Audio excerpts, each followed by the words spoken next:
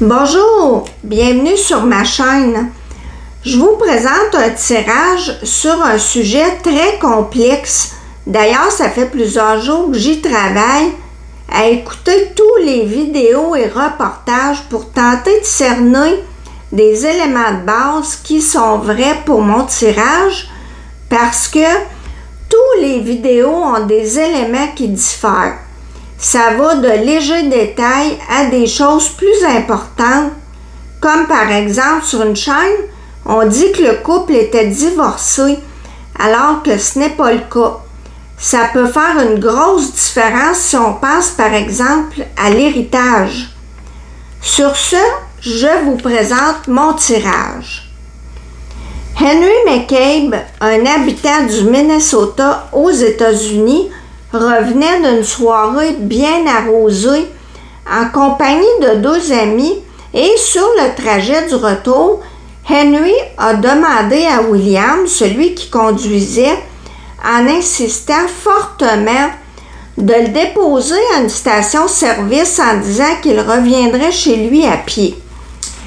Sa femme, qui était à l'extérieur avec leurs deux filles, a reçu un appel vers 2 heures du matin dans ce qui semblait être un appel par erreur.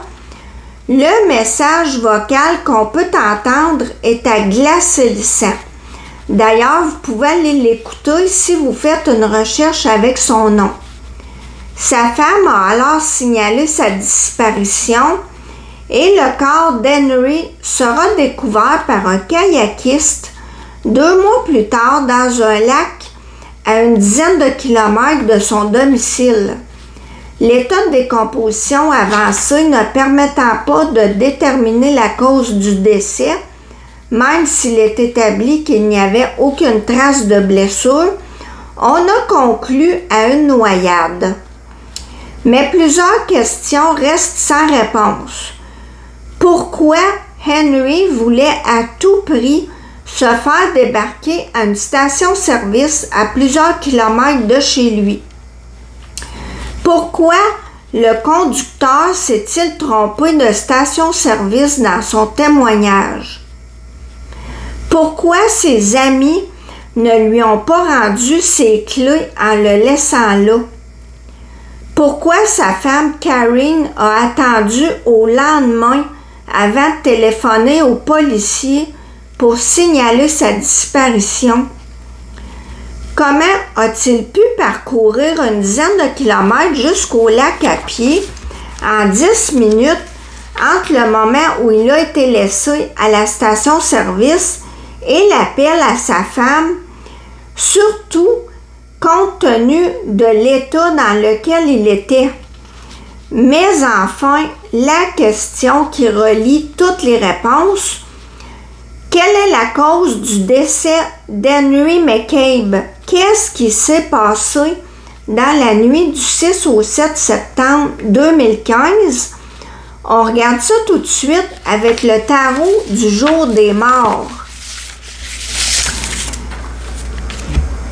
Alors, pour le passé, ici, avant sa disparition, l'ermite nous parle d'une réflexion interne et de bénéfices du temps passé seul. Henry a profité du fait que sa femme était partie à l'extérieur pour quelques jours et que c'était un congé férié pour sortir avec ses amis. L'ermite, c'est aussi un chemin long et difficile. J'ai tiré des cartes de l'oracle Shadow's Embrace et on a le contrôle ici. Pour moi, l'ermite et le contrôle, ça nous dit que lui seul avait le pouvoir de changer les choses en buvant moins. Pour le présent, ici, avec la tempérance, il y a des gens qui n'ont pas dit toute la vérité, qui ont modifié leur témoignage. Par exemple, pourquoi William, celui qui a ramené Henry, s'est trompé de station-service? Quand les enquêteurs ont mentionné à William après avoir visionné les vidéos des caméras de surveillance qu'Henry n'apparaissait nulle part, William s'est empressé de dire qu'il s'était trompé de station-service. C'est possible, mais bizarre. L'autre carte nous parle de regret et de chagrin. C'est certain qu'il doit s'en vouloir de l'avoir laissé là ou de s'être trompé dans son témoignage. Pour le futur, ici, ce qui s'est passé après la sortie du bar, la carte de l'étoile nous indique que c'était la nuit, mais elle nous montre aussi une bouteille de tequila qui nous rappelle qu'Henry a été en quelque sorte l'artisan de son malheur. Tout ça ne serait pas arrivé s'il avait bu raisonnablement. Et sur la carte de l'engourdissement ici, on a les mots intensité, déconnexion et indifférence. Henry McCabe est mort suite à l'indifférence de ses amis, en guillemets, qui ont manqué de jugement et ont accepté de le laisser là sans ses clés, et de sa femme qui a attendu au lendemain pour signaler la disparition de son mari, malgré le message effrayant qu'elle a reçu. Là, j'attire votre attention sur le fait que dans une bouteille de tequila, il y a une larve de chenille qui, avec la carte de l'engourdissement, pourrait fort bien nous montrer que quelqu'un a mis quelque chose dans une des consommations d'Henry qui a changé son état. Ensuite, avec la force, ça peut soit nous dire qu'on l'a forcé à boire et ou qu'il pourrait s'être débattu, ce qui expliquerait une partie du message qu'on peut entendre.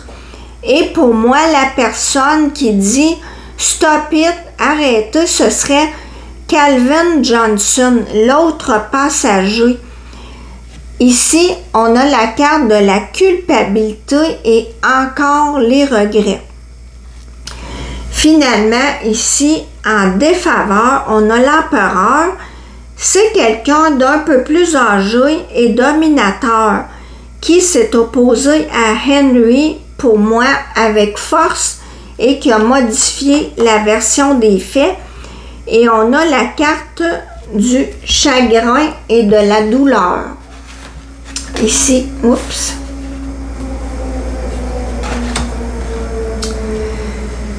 J'ai fait la synthèse des cartes et on a la justice et la roue de fortune qui pourraient soit nous dire que quelqu'un avait des comptes à régler avec Henry et que cette personne-là est passée à l'acte, ou encore qu'à un moment donné, il va y avoir des nouveaux éléments qui vont permettre de clore ce dossier-là pour que justice soit faite. J'ai pigé des cartes de l'oracle haut et je vais vous montrer celles que je juge pertinentes en lien avec notre tirage. Donc, j'ai commencé par regarder pour Henry à propos de la relation d'amitié entre guillemets qu'il avait avec William Pepys Kennedy. Les cartes nous montrent ici qu'il y a eu un changement au niveau des échanges et soit qu'Henry n'avait rien pour rentrer chez lui, on lui avait enlevé ses clés, ou ça pourrait nous dire que Pepys l'a laissé dans un endroit désert pas loin d'un plan d'eau, plutôt que d'aller le reconduire chez lui. Henry n'a pas osé menacer ou se battre avec. Les cartes suivantes nous montrent qu'il a fait boire Henry avec homosexuel. Peut-être qu'Henry n'avait pas l'orientation qu'on lui connaissait finalement. Il y a beaucoup de gens qui sont dans des relations hétéros pour plusieurs raisons, même si ce n'est pas leur nature profonde. Et concernant l'émotion qu'Henry avait pour William Pappas, c'est la dépendance. Effectivement, Henry était complètement à la merci de William et en plus, on lui a enlevé son portefeuille et ses clés. Ensuite, concernant la nuit de sa disparition, avec ces deux cartes-là ici, je pense que c'est comme si Henry nous disait qu'il y a deux personnes qui lui ont fait du mal ou que ses amis avaient de la peine de le voir dans cet état-là. Il a demandé quelque chose et on l'a supprimé. Ici, on pourrait l'avoir volé pour ensuite le détruire. Et ça pourrait nous dire aussi qu'on a détruit son âme. Après, j'ai demandé à l'oracle Haut de me parler de William Pappas et comme carte intéressante le concernant, on a abandonné avec un policier et pour moi, ça nous dit que les enquêteurs ne l'ont pas questionné longtemps, ils l'ont laissé tranquille. Et on a mensonge et on retrouvait le pichet qui nous dit que William Pappas a menti à propos de sa consommation de cette soirée-là, consommation d'alcool et ou d'autres choses. Avec Eddie et une tortue, il a peut-être pris trop de temps avant d'aller aider Henry ou il a trouvé le chemin long et pénible dû à l'état d'Henry. Il s'attendait à ce qu'Henry se calme. Il a honte de s'être enfui en le laissant là. Enfin, si on jette un coup d'œil du côté de la femme d'Henry, Karen McCabe, elle, contrairement à William, a le policier avec embarrassé. Elle pourrait ne pas avoir apprécié être dans la main des enquêteurs qui ont peut-être passé plus de temps avec elle qu'avec William, parce qu'avec Victime et le bois, c'est comme si elle s'est retrouvée à être une victime collatérale suite à la disparition de son mari. À propos justement de cette fameuse nuit, on a les cartes faillir et la nuit qui peuvent soit nous indiquer qu'elle a manqué l'appel de son mari ou qu'elle a eu un gros manquement en attendant au lendemain pour signaler sa disparition. Et on nous montre qu'elle n'a pas aimé se faire juger. Elle s'est sentie agressée et qu'on essayait peut-être de la coincer. Ses émotions, le rejet, l'exclusion et la honte, bien sûr. Pour terminer ce tirage, mon hypothèse, c'est que non, la cause du décès d'Henry McCabe n'a rien à voir avec les conflits qui avaient lieu dans son pays natal, le Liban. Et ce n'est pas un animal non plus qui l'a attaqué. Pour moi, ce qui s'est passé dans la nuit du 6 au 7 septembre 2015, c'est que les trois hommes avaient tous bu à différents degrés. Henry était celui qui avait le plus bu. À un moment donné, sur le trajet du retour, il pourrait avoir eu un éclair de lucidité, s'est senti en danger et a demandé à William, celui qui conduisait, de le débarquer à une station-service. Après, soit que William l'a regretté et lui a dit, est allé le rechercher et lui aurait dit, viens, je vais aller te reconduire, ça n'a pas de sens que tu t'en ailles chez toi à pied. Ou encore que quelqu'un d'autre a vu Henry marcher seul en état d'ébriété et lui a offert d'aller le reconduire. Sauf que Là où ça a mal tourné, c'est que je suis convaincue qu'Henry s'est fait droguer. Quelqu'un a mis quelque chose dans son verre, possiblement le dernier, et les effets ont commencé sur le chemin du retour.